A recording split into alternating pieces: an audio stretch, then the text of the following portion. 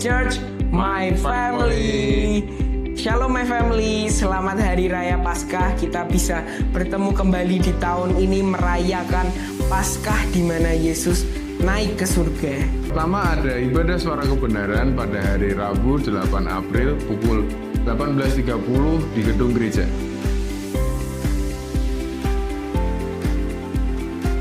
Dan yang kedua akan diadakan Home Eternities pada tanggal 11 April 2026 jam 15 WIB di ruangan sekolah minggu.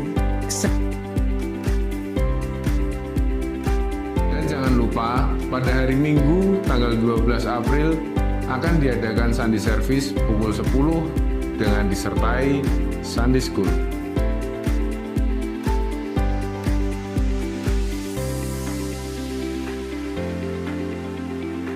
Bagi jemaat Rehoboth Semarang di sini yang memiliki pertanyaan seputar gereja dapat menghubungi WhatsApp nomor yang di bawah. Bagi jemaat Rehoboth Semarang yang tergerak hatinya untuk memberikan persembahan dapat men-scan QRIS yang ada di bawah ini Atau memasukkan ke kotak-kotak yang tersedia di sekitar gedung gereja. Bagi jemaat Rehoboth Semarang yang ingin mengikuti Instagram, Facebook, Threads, dan ingin mendengarkan rekaman ulang seperti di YouTube dan Spotify dapat mengikuti di bawah ini. Pada Hari Raya Paskah ini, saya dan Kak Theo akan memberikan satu ayat pegangan pada Wahyu 22 ayat 21 TB. Kasih karunia Tuhan Yesus menyertai kamu sekalian. Amin. Bagi jemaat Rehoboth Semarang yang ingin mendapatkan ayat seperti ini, dapat mengikuti WA channel yang ada di bawah ini. Sekali lagi, kami Rehoboth Semarang ingin menyambut jemaat yang baru pertama kali hadir dapat menemui tim kami yang ada di front desk lobby. Once again, welcome to our family. One vision, one heart for harvesting. Sekian informasi dari kami. Selamat Hari Raya Paskah. Tuhan memberkati. Bye-bye.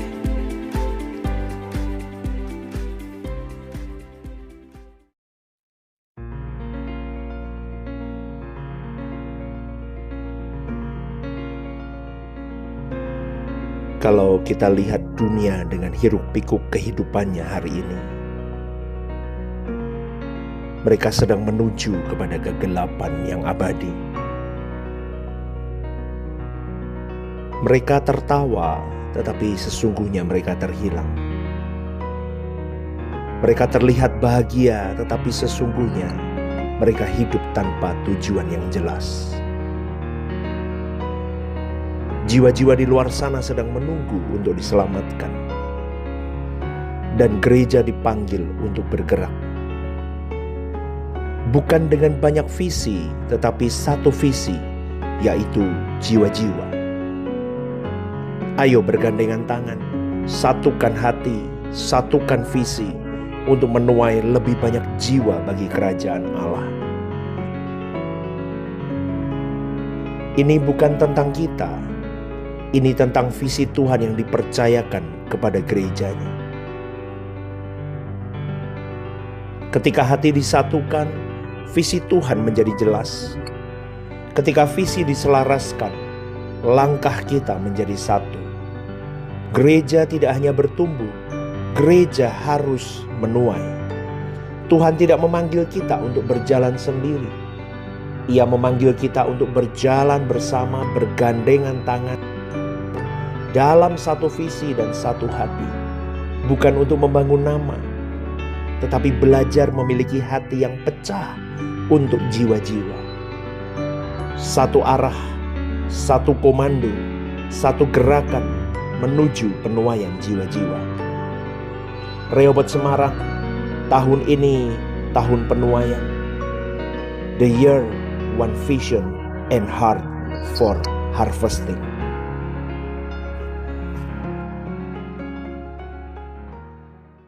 Shalom saudaraku, malam hari ini saya akan mencoba mengambil dari 2 Korintus 5 ayat 17.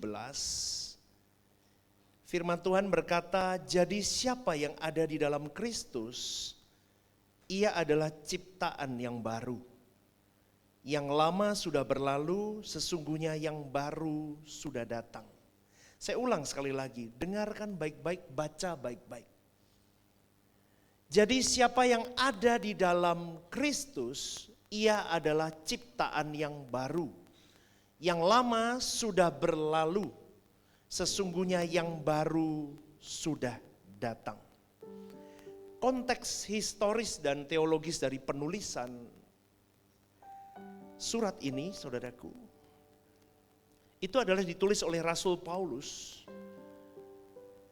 Paulus menulis ini sebetulnya hanya untuk membela kerasulannya.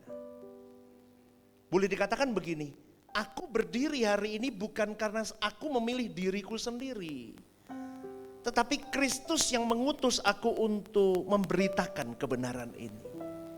Jadi Paulus mengungkapkan ini sebetulnya untuk membela kerasulannya, sekaligus menjelaskan di perikop ini, saudaraku, itu menjelaskan pelayanan pendamaian yang dilakukan Yesus ketika dia mati untuk menyelamatkan semua umat manusia. Dilanjutkan di dalam 2 Korintus 5 ayat 18 sampai 21 yang berkata begini. Dan semuanya ini dari Allah yang dengan perantaraan Kristus telah mendamaikan kita dengan dirinya, dan yang telah mempercayakan pelayanan pendamaian itu kepada kami. Sebab Allah mendamaikan dunia dengan dirinya oleh Kristus dengan tidak memperhitungkan pelanggaran mereka. Ia telah mempercayakan berita pendamaian itu kepada kami. Jadi kami adalah utusan-utusan Kristus. Nah, ini kalimat kuncinya sebetulnya. Paulus tidak sekonyong-konyong melakukan untuk kepentingannya sendiri, tetapi dia mau menunjukkan bahwa aku dipanggil, diutus oleh Kristus untuk memberitakan kabar baik ini. Jadi kami ini adalah utusan-utusan Kristus. Seakan-akan Allah menasihati kamu dengan perantaraan kami. Dalam nama Kristus kami meminta kepadamu, berilah dirimu didamaikan dengan Allah. Dia yang tidak mengenal dosa telah dibuatnya menjadi dosa karena kita, supaya dalam Dia kita dibenarkan oleh Allah. Amin. Bapak Ibu bisa menangkap? Amin. Jadi Paulus dari perikop yang, tapi ayat utamanya adalah ayat 17 tadi. Jadi siapa yang ada di dalam Kristus, ia adalah ciptaan yang baru, yang lama sudah berlalu, sesungguhnya yang baru sudah datang. Ayat 17 ini berada dalam konteks, tampilin yang 17. Konteksnya ayat ini adalah perubahan ontologis dari seseorang, keberadaan dirinya. Siapa yang ada dalam Kristus, dia adalah ciptaan baru. Kalimat ini, ayat ini mau mengungkapkan begini, saudaraku. Kau hidup di dalam pendamaian dengan Allah, maka akan ada moralitas baru dalam dirimu, akan ada perubahan baru dalam hidupmu, yang itu akan merubah seluruh eksistensi hidupmu. Total berubah. Hakikat keberadaanmu dari manusia lama totally change, berubah menjadi manusia baru utuh.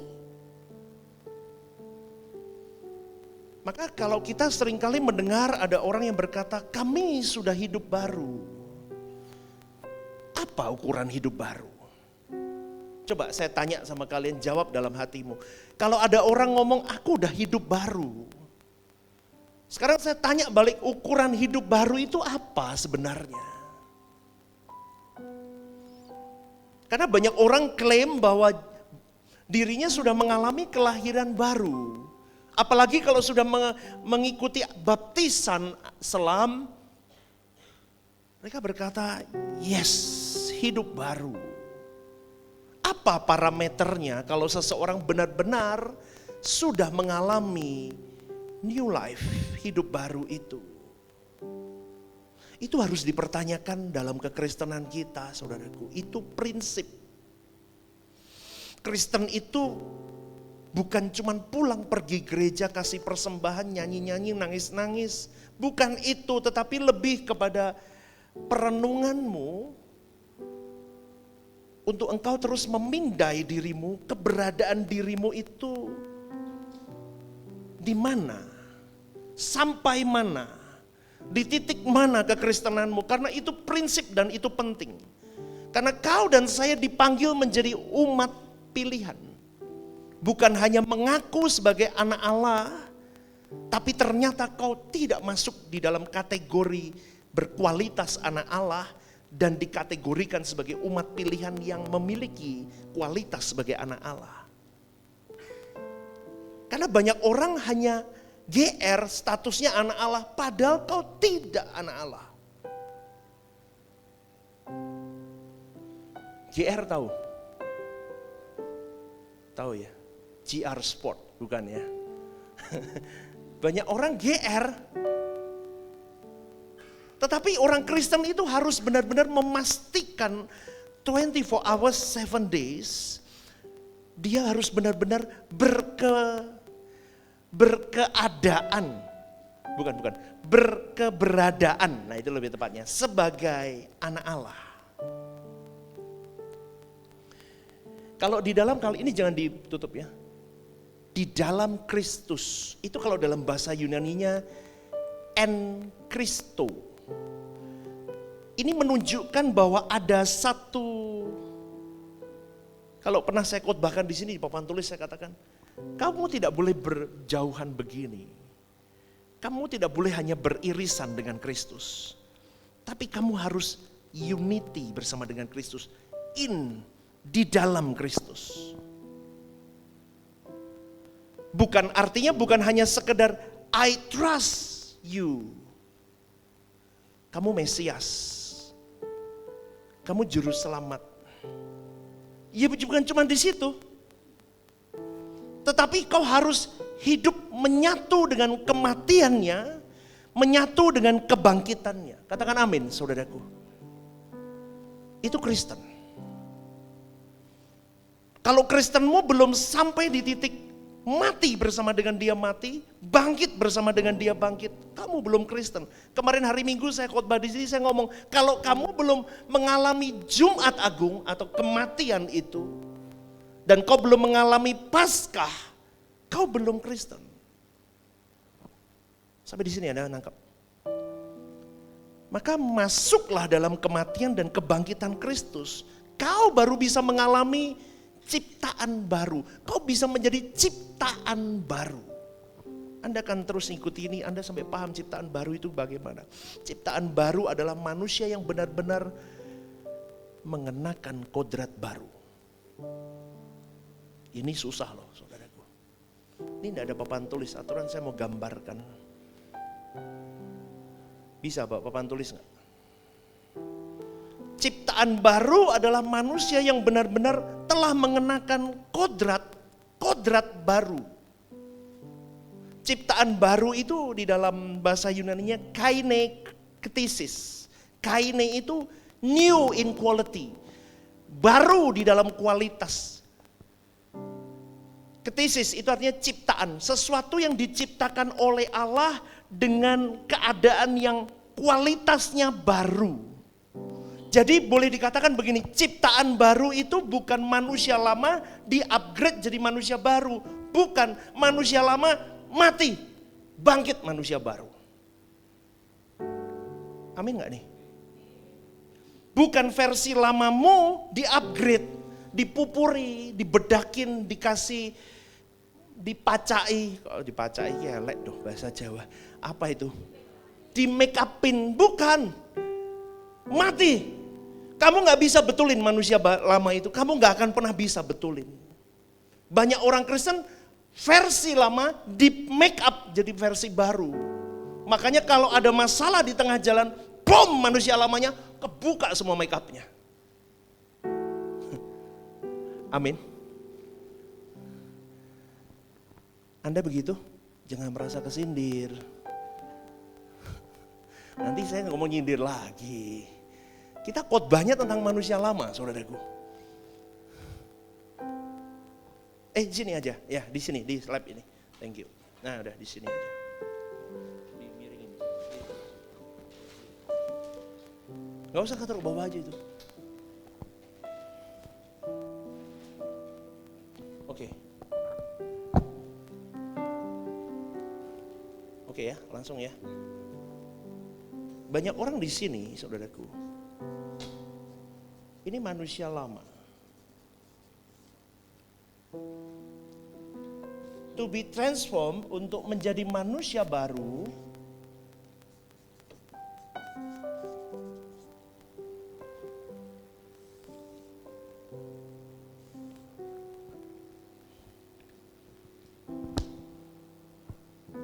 saya katakan ini begini, saudaraku. Ciptaan baru itu naturnya benar-benar baru, hatinya benar-benar baru, fokus hidupnya benar-benar baru, everything change. Yang lama end. Tapi kuncinya apa, Pastor? Tadi di dalam Kristus.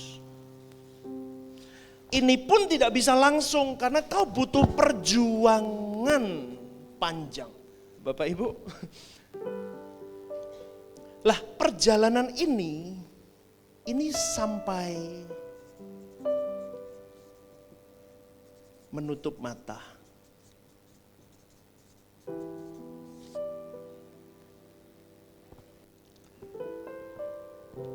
Gimana? Oh ya, memang begitu. Nanti ya. Saudaraku, ini paralel kalimat yang saya katakan ciptaan baru itu dengan Roma 6 ayat 4 yang berkata begini.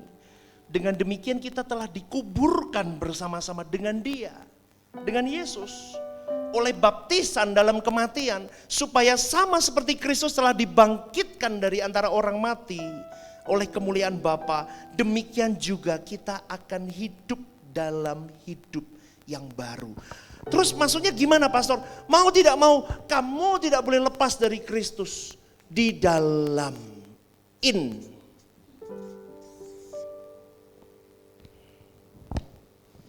Kapan? 24 jam 7 hari. Makanya kalau Bapak Ibu dengerin khotbah saya, renungan-renungan saya mesti bidikannya Yesus.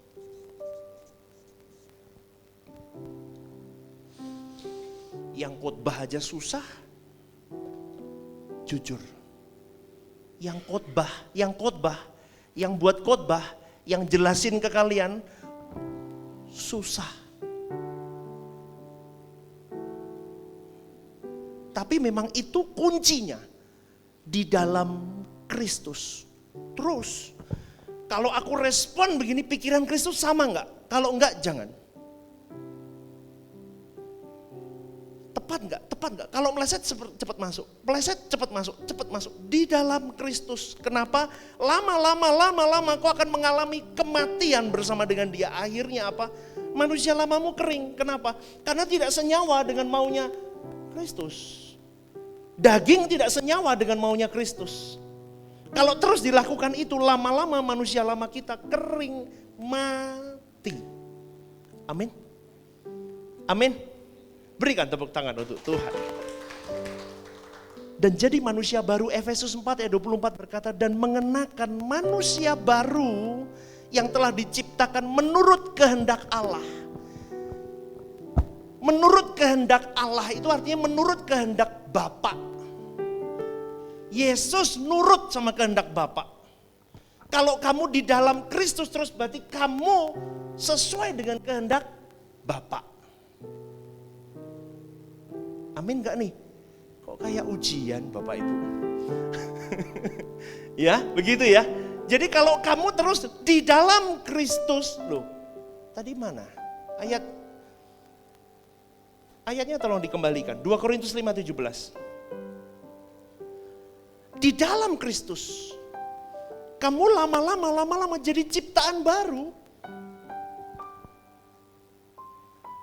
Kita punya kodrat lama atau manusia lama. Seringkali manusia lama ini melekat di dalam diri kita dan kita masih toleransi untuk kita menghidupinya. Tapi untungnya kita punya Tuhan yang panjang sabar. Terus kasih kita kesempatan loh, saudaraku. Ya, ayo nak, yuk besok hari baru, hidup baru ya, yuk jatuh lagi. Tuhan masih panjang sabar. Kita bertekad, aku mau hidup benar, aku mau hidup iring Yesus, aku mau hidup senengin Bapakku Elohim Yahweh. Ya, yuk mau dibaptis, ya dibaptis. Dibaptis pun perjalanan jatuh bangun, jatuh bangun. Tuhan panjang sabar.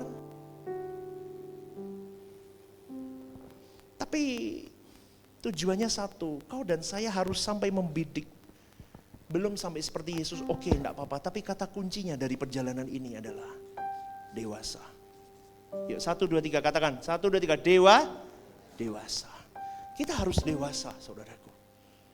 Kata dewasa itu berarti semakin peka, semakin pinter. Kalau anak saya yang kecil itu nomor 2, tambah lama tambah, kalau bahasa Jawanya tambah dolor. Dolor itu Indonesianya apa? Bingung kan saya. Apa dolor itu? Apa? Mudeng tuh maksud saya? Tambah ngeh gitu. Itu karena tambah dewasa dia akan tambah ngeh dengan apa yang bapak ibunya mau. Kristen harus gitu.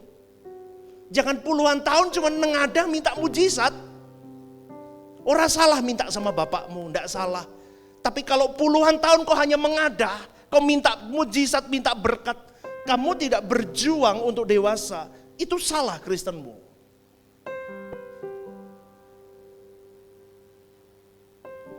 Semakin hari semakin meninggalkan manusia lama. Semakin hari semakin benar-benar jadi manusia baru. Semakin hari semakin berkualitas hubungannya sama Bapa. Semakin hari semakin serupa Kristus.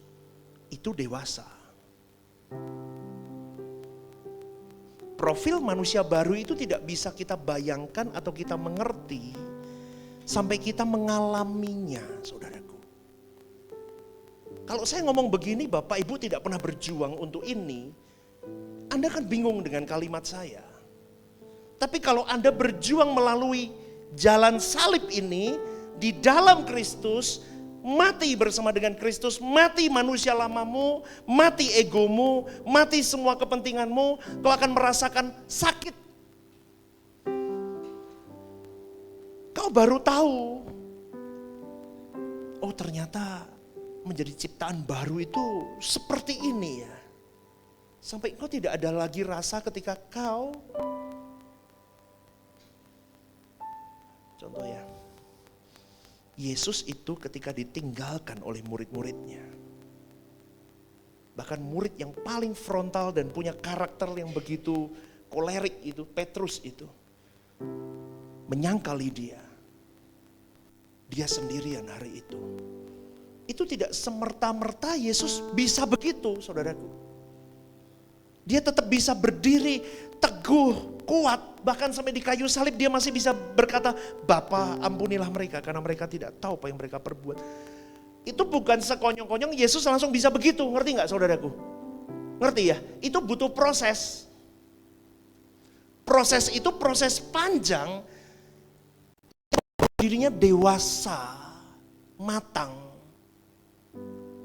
di hadapan Bapaknya.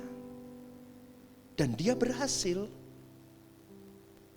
Maka saudaraku, kekristenan itu luar biasa. Bukan agama yang hanya mengajar orang untuk berbuat baik, bersedekah, berbudi pekerti luhur, beretika yang baik. Tapi jadi manusia baru.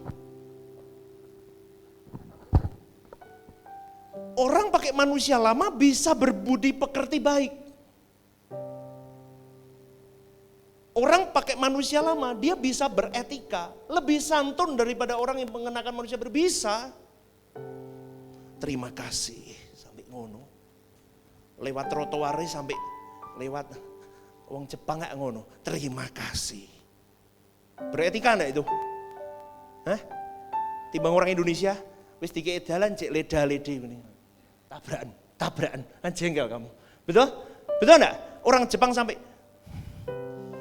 tapi belum tentu dia manusia baru, saudaraku.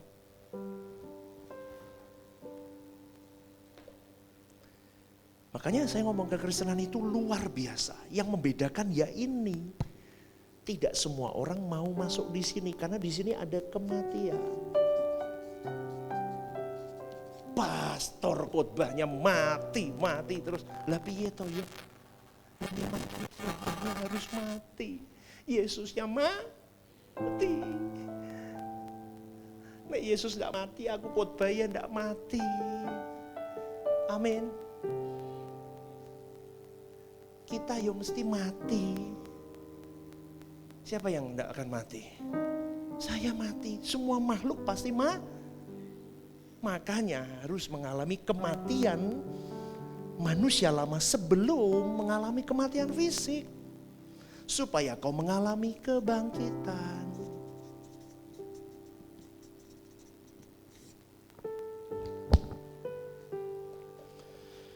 Untuk menjadi ciptaan baru, manusia lama kita harus benar-benar ditanggalkan. Kalau kita tidak mulai atau tidak sungguh-sungguh berproses di sini, saudaraku, maka kita tidak akan bisa mendeteksi bahwa yang kita kenakan itu masih manusia lama yang tidak berkenan di hadapan Tuhan. Meskipun kau melayani hatinya. Kau mencoba melayani pekerjaannya, mencoba melayani hatinya. Tapi gak akan pernah bisa. Kenapa? Seperti yang tadi saya bilang, banyak orang Kristen pakai pupur. Make up rohani. Kelihatannya sudah baru, tapi belum baru. Makanya Tuhan itu baik. Dikasihnya lah kau dan saya masalah. Boom. Duer. Nek ditabrak, misalnya kita pupuran tebel begitu Bapak Ibu. Nabrak jendela brok kan, pupurnya rontok kan. Betul gak? Brok. Kelihatan aslinya. Nabrak lagi brok rontok. Bernabrak hujanan pula, hujan deras, rontok semua. Oh ternyata aku masih manusia lama. Nggak nyindir. Khotbahku memang terus manusia lama. Ojo kesindir. Tapi kalau Anda kesindir, bersyukur. Karena ini menyindir saya juga. Stephen Lim kadang juga pupu. Masih loh, saya masih pupuran kadang. Loh ini ada di khotbah saya, enggak ada loh. Ini saya dapat dari Tuhan. Tadi waktu di jalan karena saya seringkali masih pupu. Saya kesindir sama khotbah saya sendiri. Saya belum di dalam Kristus utuh. Harus Stephen, kalau enggak bisa. Oh ya Tuhan, aku akan segera. Mau bagaimanapun didandani, manusia lama kita, kasih yang ada di dalam manusia lama tidak akan pernah murni. Atau kualitasnya boleh saya katakan rendah. Bapak Ibu dengar baik-baik. Kalau kamu dan saya tidak berjuang, kita tidak berjuang, matiin ini. Kamu kasih makan terus ini jadi monster gede loh. Orang hidup sampai 70-80 tahun. Ini sudah in danger, tahu enggak? Toet, sudah lampu merah tuh, totet, ready, siap. 70-80 tahun, toet. Siap apa? Siap mah? Aku enggak ngomong, cuman mah tok loh. Siap mah? Bisa makan. Ya, bisa siap mandi ya. Pokoknya siap mah, ya Anda tuliskan sendiri. Tapi sudah toet. Tapi Bapak Ibu dengerin. Kalau dari kau dengar suara kebenaran dan kamu tidak berjuang, finish it. Matiin. Nanti ada titik. Kamu tidak akan pernah bisa berubah meskipun alarm dangermu itu sudah toet. Enggak bisa. Kenapa pastor ngomong begitu? Saya merasakan betapa degilnya manusia lama ini seperti lintah-lintah yang ada di dalam, yang menempel, susah sekali lepas loh saudaraku. Betul gak? Jujur. Kalian merasakan, wah ngele, saya tahu yang benar tapi, wah. Sampai kita frustasi seringkali. Ini yang saya alami, saudaraku. Maka kalau kita lihat orang-orang di luar sana yang bukan orang percaya ya, mereka bisa rendah hati, bisa tulus. Tapi kemurniannya pasti beda sama orang-orang yang di sini. Itu loh gambarnya Yesus ketika dia disakiti sama muridnya. Lewat aja. Ayo toh, jadilah manusia yang punya hati yang kebas. Kebas itu apa ya? Tebel gitu rasanya apa? Wis tidak rasa sakit. Apa? Mati rasa.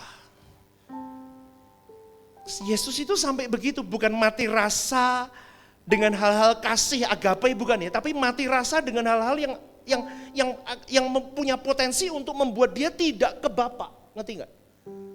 Itu kan gini loh Bapak Ibu, kita itu hidup tidak bisa menjaga mulut orang kah, kelakuan orang kah, respon orang kah, pikiran orang kah. Kita nggak bisa jaga mereka. Tapi kita bisa menjaga diri kita untuk mereka itu tidak masuk ke dalam diri kita. Setuju nggak? Seperti Yesus, murid-muridnya mengecewakan, keadaan berat. Tapi Yesus tidak mengizinkan hal-hal negatif itu merusak dirinya sehingga merusak hubungannya dengan Bapa dan menghancurkan proses keselamatan yang harus dia lalui. Sama, Kristen itu sama. Kamu dan saya harus menyelesaikan battle ini sampai di Golgota, saudaraku. Tapi riuk perjalanan di Via Dolorosa itu banyak kamu jalan ke sana. Tapi jangan merusak plan kerja Allah dalam hidupmu gara-gara ini. Orang luar, di luar orang percaya bisa sopan, bisa apa. Tapi beda. Kalau dihantam, pop dia balas pasti. Sebaik-baiknya orang di luar Tuhan, pasti akan tetap balas. Nanti dia pakai hukum begini. Iya, lah semut injek-injek lama-lama yang gigit, pastor. Ya, betul. Tapi kalau manusia baru enggak gigit. Daud itu gambaran benang merahnya. Saya pernah khotbahkan perjalanan hati Daud. Daud intim sama Elohim Yahweh. Hari itu dia bisa bunuh Saul. Ketika Saul buang air besar di sebuah tenda itu. Saya pernah khotbahkan kan di sini, ingat gak? Dia bisa bunuh itu. Dengan mudahnya Daud bunuh Saul, selesai ceritanya. Tapi Daud tidak lakukan. Kok bisa seorang Daud begitu? Karena hubungan. Dia katakan, aku tidak mau menyentuh yang diurapi. Paham gak saudaraku? Orang yang terus di dalam Kristus, dia tidak sembrono kayak kembang api kemarin tahun baru itu jebret-jebret ke sana sini. Enggak. Halo, paham gak nih? Responmu gak boleh swing, duer. Gak boleh. Semakin kau di dalam Kristus, semakin kau hati-hati. Karena semakin aku menggunakan egoku, mauku, aku semakin tidak bisa mematikan manusia lamaku dan aku gak bisa menghidupkan manusia baruku. Tapi ironis ya, kadang-kadang orang Kristen itu lebih buruk dari orang yang tidak Kristen. Kristen itu ngelimpe, saudaraku. Kalau dulu saya nakal, saudaraku, saya berantem, betul. Berantem, selesai, baru salaman. Baik saya. Tapi Kristen limpe itu bahasa apa ya? Bahasa Jerman. Gak bisa. Saya ngomong ini saudaraku real. Yuk kita berubah semuanya. Semua lini hidup kita harus jadi ciptaan baru. Kamu malu kalau kita hari ini Kristen tapi tidak bisa menunjukkan Kristus. Kita malu, berarti kita belum di dalam Kristus. Dan kita bukan ciptaan baru. Orang yang di luar Kristen bahkan lebih murah hati, lebih mengampuni, lebih mudah, lebih jauh dari orang Kristen. Maka kalau hari ini saudaraku, orang percaya yang benar-benar menerima proses pembentukan, maka akan benar-benar bertumbuh menjadi manusia baru.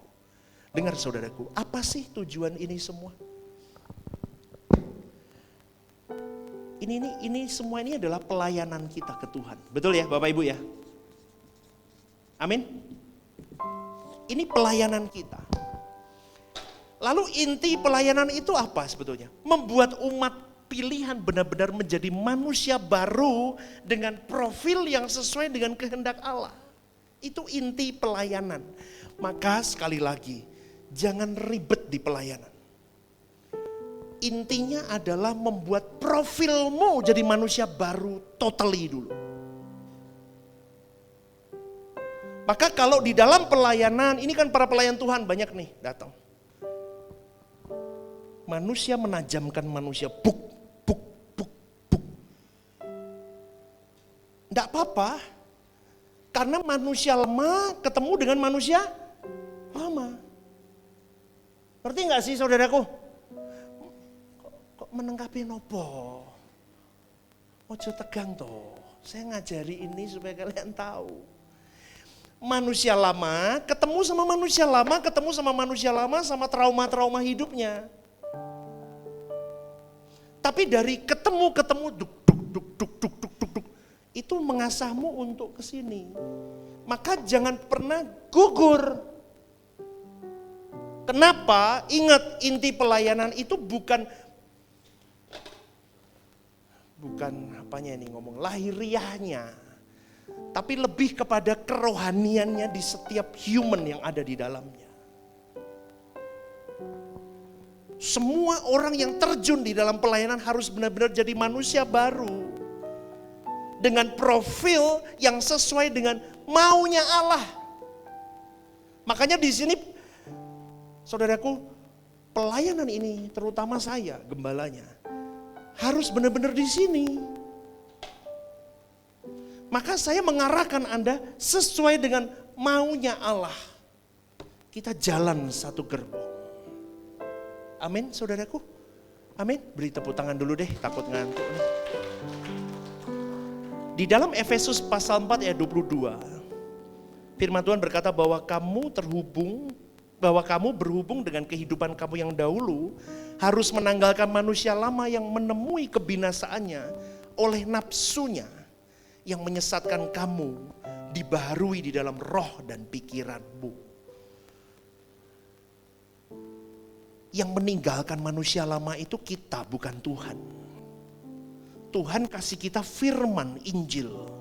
Tuhan kasih kita Roh Kudus untuk menuntun kita. Tuhan menggarap kita dengan masalah. Pukulan demi pukulan itu merontokkan manusia lama kita. Karena Tuhan tahu manusia lama itu kalau melekatnya luar biasa. Kadang ditabrak masalah kecil belum bisa, ditabrak masalah besar baru bisa. Itu pun masih belum. Nanti kalau keadaan sudah baik, balik lagi manusia lama. Itu manusia, degilnya manusia. Kenapa pastor ngomong begitu? Saya begitu soalnya. Betul apa enggak? Aku tok nih, berarti enggak ada sih ngomong aku. Saya tok yang begitu, kalian enggak. Kan begitu, kalau sudah bebas masalah kita kembali jadi manusia lama lagi. Tuhan itu baik. Maka dikalimatkan yang lama sudah berlalu. Artinya apa? Natur lama. Kalau terus kita tenggelam di dalam Tuhan, natur lama kita. Mata ganti mata, gigi ganti gigi. Maka kalau model begitu seluruh dunia akan buta dan ompong, saudaraku. Betul? Betul gak? Mata ganti, mata gigi ganti, maka seluruh dunia bisa buta dan ompong. Di sini mau picak kabeh. Betul gak? Tapi Kristus mengajarkan beda. Maka saudaraku, natur-natur lama kita yang mau memuaskan diri itu, ayo matikan. Yang sudah lama berlalu. lewat, sudah lagi tidak berkuasa dalam diriku. Itu lebih begitu deh. Yang lama sudah berlalu itu boleh dikatakan, yang lama dulu yang menguasai diriku selain Tuhan, sudah tidak berkuasa lagi dalam hidupku. Sampai begitu loh, sampai lumpuh semuanya mereka. Lah, Anda yang tahu apa yang menguasai hidupmu. Itu Kristen yang benar itu mendetek begitu loh. Cari. Mana, yang mana, cari. Kadang manusia lama tuh pinter, nyelinapnya tuh sampai bawah. Di lempitan-lempitan hati kita yang paling bawah, yang paling kecil di ujung. Nanti ketawanya kalau ditabrak masalah yang menyentuh itu, tung baru keluar. Wih, jebul aku masih loh. Hal kecil-kecil banyak loh saudaraku. Contoh, kita ngobrol sama orang. Kita tahu, misalnya ngobrol tentang apa ya, jalan-jalan ke Korea gitu misalnya. Misalnya kita sudah jalan-jalan ke Korea itu sebulan sekali mungkin udah sampai Korea ki apal kabeh kaya tanah mas lah sudah sampai begitu. Tapi ketika kita ketemu orang yang wah ngomong Korea kayak teko sekali wis ngomongnya kayak orang wis ngerti Korea itu kelihatan manusia lama kita masih apa enggak? Kadang ada yang enggak terima toh, betul enggak? Ya enggak.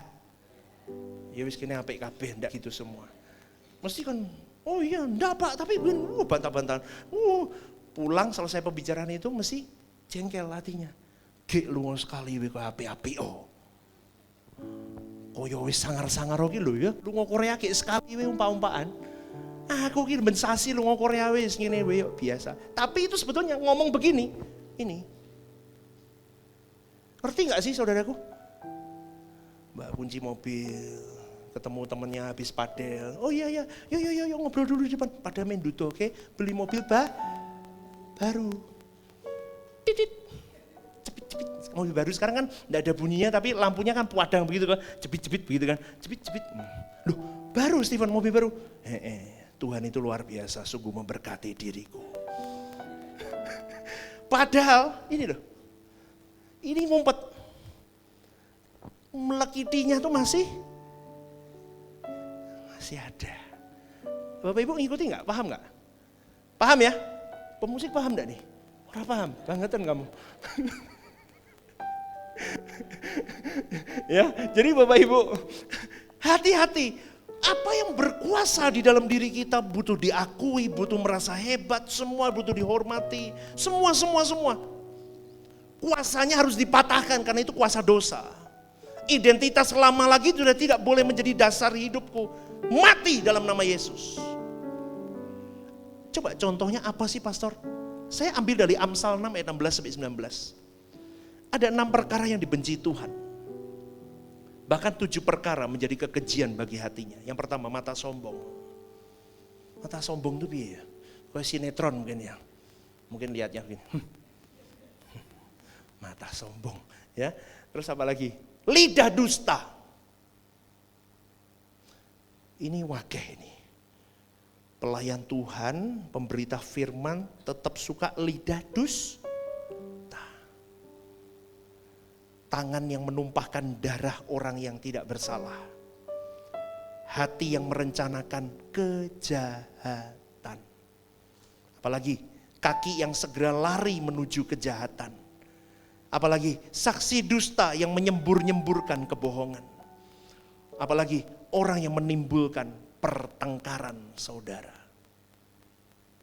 Hati-hati saudaraku, ini manusia lama kita. Siapa pastor? Ya kita ini.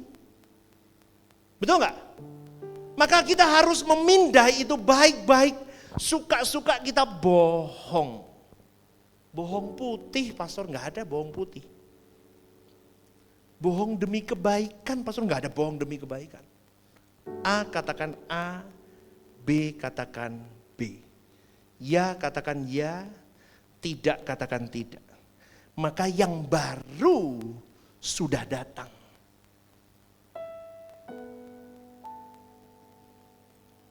Yang baru sudah datang itu menggunakan kalimat idou. Idou dalam bahasa Yunani artinya lihat.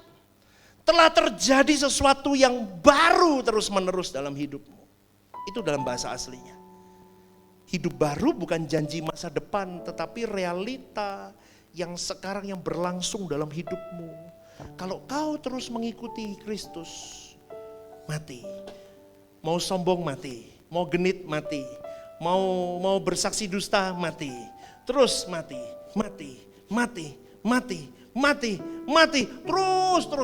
Terus. Kita kayak orang kalah, saudaraku. Saya kasih tahu dulu. Kalau kamu ikut jalan Kristus, kamu kayak orang kalah. Kayak Yesus toh kayak orang kalah. Diadili, dihajar, diludahin, difitnah, lu diem. Kalau Yesus tidak bereaksi begitu, dia tidak akan dibangkitkan oleh Bapa. Filipi 4 ayat 8 berkata, jadi akhirnya saudara-saudara, semua yang benar, semua yang mulia, semua yang adil, semua yang suci, semua yang manis, semua yang sedap didengar, semua yang disebut kebajikan dan patut dipuji, pikirkanlah semuanya itu. Coba tampilin deh Filipi 4 ayat 8 multimedia. Filipi 4 ayat 8. Yuk baca bareng-bareng. 1, 2, 3. Jadi akhirnya saudara-saudara apa? Semua yang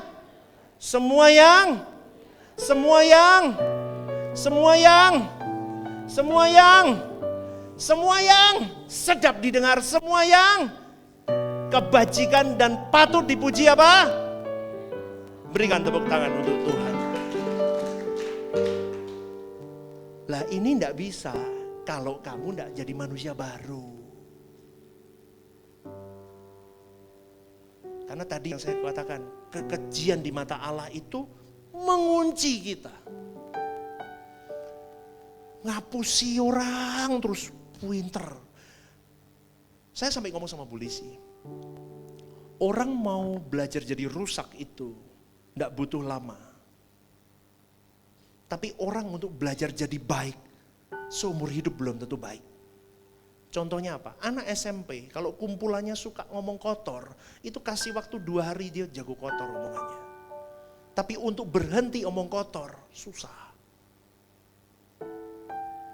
Lah kita itu sudah rusak karena lingkungan kita, cara hidup kita sudah begini.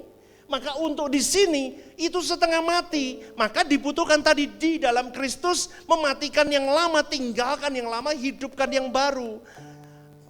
Apa parameternya pastor? Tadi kan saya tanya, parameternya apa? Buka Galatia 5, 22-23, tampilin. Galatia 5 ayat 22 sampai 23. Tetapi buah roh ialah apa? Kasih. Parameter orang percaya itu kasih. Kasih agape. Dia bisa mengasihi orang yang menyakiti dia. 70 kali 9, lah kok tambah ke? 70 kali 7. Sukacita, meskipun tidak mudah perjalananmu. Ah pastor, teman-temanku semua happy-happy, dugem. Anak muda dugem dong. Aku gak bisa. Aku pernah dijebak sama Pastor Stephen Lim di pelayanan. Terkunci di pelayanan. Terpenjara di pelayanan. Terkurung di pelayanan. Dagingmu. Bapak Ibu, jujur ya. Daging kita itu minta gak mau pelayanan dong. Karena kalau ada pelayanan gak bisa jalan-jalan kamu. Kayak Jumat Agung besok, kamu kan aturan kalau enggak kan libur lari-lari kamu. Ke Bandungan, ke Kopeng ya kan? Ya enggak? Ya apa enggak? Ke Solo, ke Jogja, kemana. Tapi gara-gara kamu pelayanan, terkurung, terkunci, tersandra pelayanan. Tapi sukacita. Kenapa kamu ngomongnya begini? Kalau hari ini aku dipilih Tuhan untuk melayani, berarti ada rencana Tuhan yang besar dalam hidupku. Berkatku lebih besar daripada aku jalan-jalan. Amin gak Bapak Ibu? Sukacita, kelihatan. Loh ini Bapak Ibu sini kelihatan gak situ? Loh kok gak ngomong dari tadi?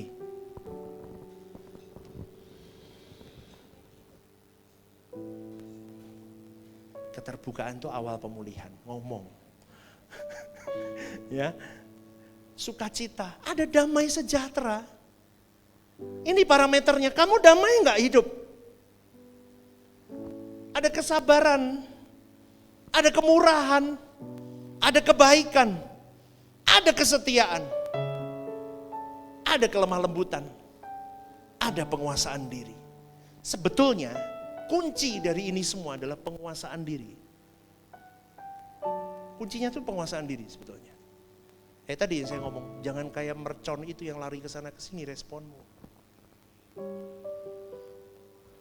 Ingat ya, Alkitab berkata kerajaan Allah bukan soal makan dan minum, tetapi kebenaran, damai sejahtera, sukacita dari Roh Kudus. Jadi tidak ada bagian manusia lama kita yang diperkenankan masuk kerajaan surga sebagai anggota kerajaan Allah. Sebagai bangsawan surgawi, kalau kamu masih bawa manusia lamamu dan kamu belum mengenakan manusia barumu, gak bisa. Manusia lama itu harus digugurkan total 100%, tidak boleh disimpan. Pastor sudah, saya sedang berjuang, saya juga belum sempurna. Kita jadi manusia baru profil Kristus, amin gak? Amin gak? Manusia baru profil Kristus.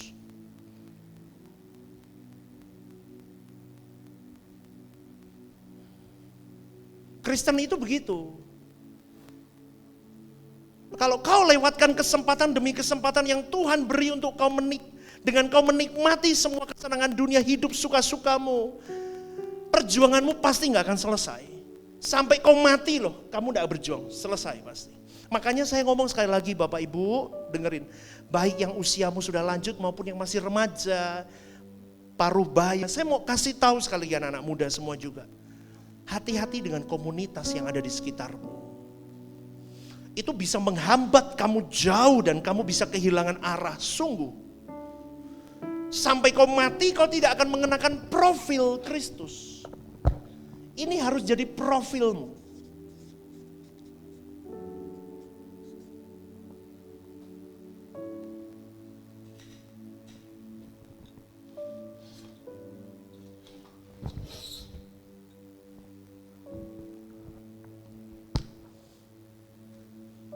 Profilmu gak boleh Stephen Lim terus. Profilku harus Yesus. Ini yang disebut meninggalkan diri sendiri, saudaraku. Satu hal yang harus kamu mengerti bahwa hanya orang yang mengasihi Tuhan yang akan digarap Tuhan. Setuju gak? Kalau kamu nyanyi, saya mau iring Yesus sepanjang hariku, walau berat dan sukar jalanku. Oh enggak apa-apa, tapi pastikan goalmu kamu berprofil Kristus. Kalau cuma nyanyi semua orang bisa nyanyi, tapi enggak semua orang berjuang di dalamnya.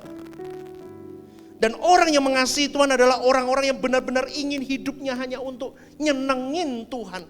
Yesus itu begitu profilnya, nyenengin Bapa, nyenengin Bapa, nyenengin Bapa, puasin Bapa. Profilnya Yesus itu. Nah, kalau orang Kristen hari ini profilnya bukan itu. Gak bisa saudaraku. Maka kalau manusia lama kita digugurkan, diluruhkan, dimatikan, lama-lama kita jadi manusia yang mengenakan profil Yesus dan itu menyenangkan hati Allah. Gini loh saudaraku, apapun yang kau lakukan di duniamu, baik di dalam gereja pelayanan, di luar, kau pelayanan sebagai dokter, sebagai siapa, sebagai pengusaha, sebagai apapun, kamu jangan minta orang menyaksikan apa yang kau lakukan. Tapi mulai rubah cara berpikirmu bahwa surga sedang menyaksikan pelayananmu. Amin gak nih? Jadi kamu kuat. Dituabrak kayak apapun, duang begitu ya. Sampai kamu tetap lihatnya dia. . 1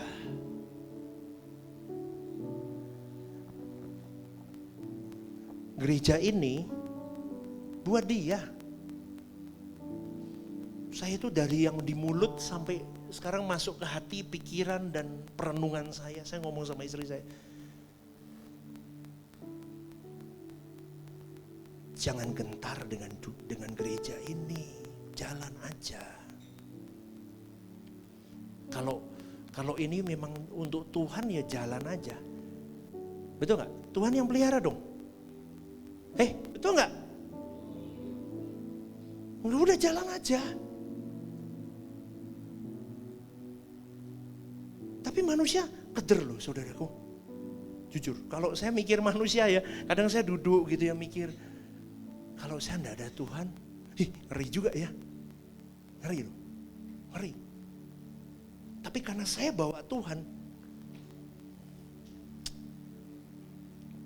suka-sukamu Tuhan, suka-sukamu Tuhan, suka-sukamu Tuhan, suka-sukamu Tuhan. Lagunya itu ya diterapin. Terserah Engkau Allahku.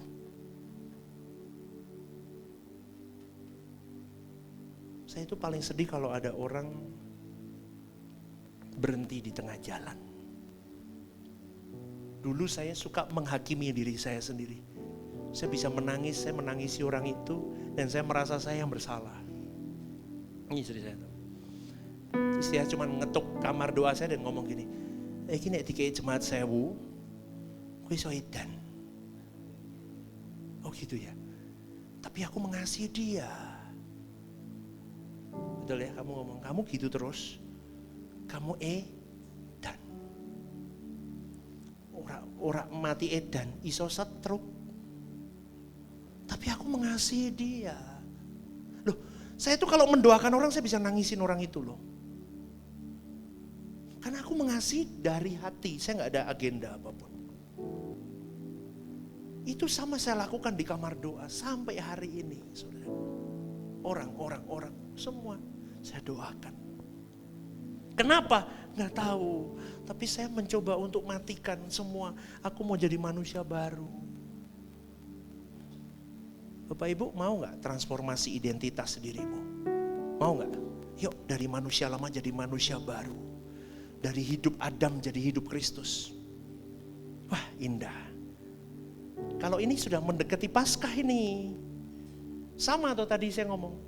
Kita masuk dalam Jumat Agung yuk. Jumat Agung bukan perayaan. Bukan hanya untuk momentum, hanya untuk ibadah. Dan kemudian kita ambil perjamuan kudus. Menangis, lihat Passion of the Christ. Kemudian kita, ini besoknya habis Paskah Seninnya mulai nakal lagi. Kristen kan begitu. Jumat berkabung. Tapi ya enggak lah, Kristen sekarang Jumat libur, Sabtu jalan-jalan saudaraku. Enggak berkabung juga. Iya kan? Biasanya kan begitu kan dulu Kristen kan? Berkabung di rumah. Kadang sampai ada yang memukuli dada. Ya betul ya. Oh Yesusku. Sekarang enggak sih. Sekarang sudah tanggal merah. Pokoknya setor Jumat Agung. Pulang Jumat Agung. Yes! Long weekend. Go. Jalanlah kau pergi. Kopenglah mana. Yang pelayanan ke Sandra. Minggu tetap harus Paskah. Bangkit Yesus menang. Haleluya. Sebab dia hidup. Ada hari esok. Sebab dia hidup. Ku tak gentar. Terus apa lagunya? Karena ku tahu dia pegang hari esok. Yes. Hidup berarti sebab dia hidup. Yes. Amin. Selamat Paskah. And then you go home. Rasanya sudah menang. Padahal masih di sini. Nggak nyindir, ngingetin. Amin. Ini Kristen kita. Yang lama biarlah berlalu, betul, lewati jalan salib ini. Yang baru datang, kebangkitan suatu hari, kebangkitan roh kita bersama dengan Kristus Yesus. Berikan tepuk tanganmu yang terbaik. Bapak Ibu, saya tutup khotbah hari ini dengan satu kalimat. Hari ini kita ciptaan baru, sudah di situ. Betul? Betul apa belum? Tuh, saya ngetes kok enggak mau jawab. Hari ini kita sudah ciptaan baru, ya apa betul? Nah itu tergantung kalian. Jangan dijawab betul. Kalau kalian masih di sini, jangan dijawab betul dong. Ngawur aja, kamu tak tes loh nih.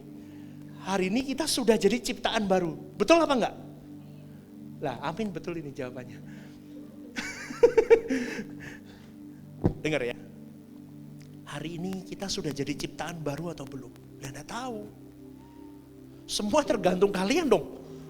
Masa Anda tanya saya, loh nek saya ngajarinya segeralah. Karena saya yakin saudaraku belum. Kalau kau ciptaan baru, fokusmu satu, pekerjaan Tuhan. Kamu di gereja ini bukan membela saya, bukan membela gereja ini. No. Kamu bukan punya saya, kamu punya Tuhan. Kamu di gereja ini memikirkan apa? Pekerjaan Tuhan. Kamu di rumah sama istrimu, sama anakmu, sama suamimu, sama mertuamu, sama besanmu, sama lingkunganmu, itu memikirkan pekerjaan Tuhan yang ada di tanganmu. Dan orang ciptaan baru, dia tidak sembrono dengan hidup. Tapi kalau responmu masih jebret-jebret begitu, berarti kamu belum manusia baru. Yang tadi ayat mana ya? Galatia tadi, buah roh. Tampilin lagi, terakhir nih saya tutup ini.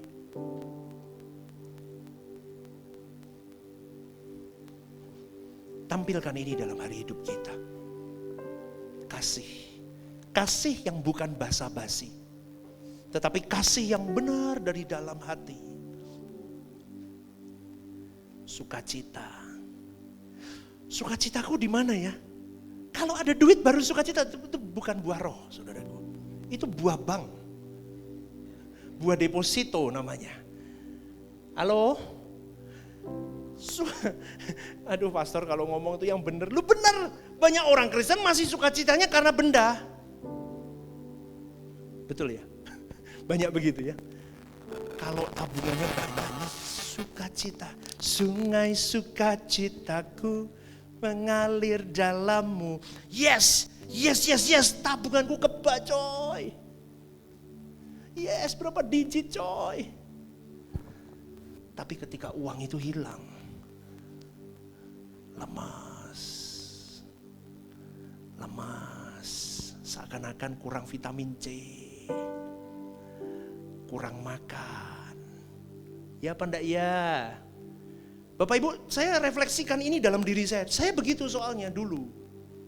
Kalau uang saya banyak, saya semangatnya kayak 45. Mentari belum pagi pun saya kepingin segera pagi. Betul? Tapi kalau nggak ada duit, mentari udah di ujung, udah panas, masih mau bobo aja, rasanya lemes, nggak ada harapan hidup. Kalau ada yang di sini begitu, bertobatlah kau. Damaimu di mana? Kalau nggak ada duit, nggak sabar. Kesabaranku, nak, sama anak-anaknya, kesabaran Dedi, sebatas selembar kertas atau selembar tisu, kamu tahu. Tapi kalau duitnya banyak, sabarnya minta ampun. Bapak Ibu, saya ngomong ini demi nama Tuhan, saya tidak ada hal apapun. Tapi saya rindu kita semua mulai sadar. Kekristenan kita itu seringkali hanya tentang dunia, tentang kenikmatan kita. Dan kita tidak pernah sungguh-sungguh. Maka sekali lagi, ayat ini berbicara tentang bagaimana perubahan perilakumu. Bukan hanya itu saja, tetapi lebih kepada perubahan keberadaan dirimu. Ontologismu, karaktermu, kamu siapa? Aku anak Allah. Milikilah keberadaan teknon itu. Aku mewakili Bapakku di surga. Maka kelakuanku, cara berpikirku, cara berucapku, cara beresponku, semua hal Aku mewakili Bapakku. Seperti Yesus berkata, kalau kau mau lihat Bapa, kau lihat aku, kau lihat Bapa. Kita harus berani ngomong di luar sana. Bareng-bareng nih kita berani ngomong. Kalau kau mau lihat Bapa, kau lihat aku. Berani? Aku rawani. Tikot bayi semono meneh sajam, kamu tidak berani. Hah? Ngerti nggak? Kalau kau mau lihat Allah, kau lihat aku hari ini. Ini bukan sombong, tapi ini challenge untuk semua orang percaya. Sehingga Kristenmu sama Kristenku bukan dogmatis, bukan doktrinal, hanya dibungkus dengan liturgi hari Minggu. Tapi kau berani menerobos itu keluar. Dan aku harus menjadi pelaku firman. Berikan tepuk tangan, yuk bangkit berdiri saudara. Ada diberkati Tuhan?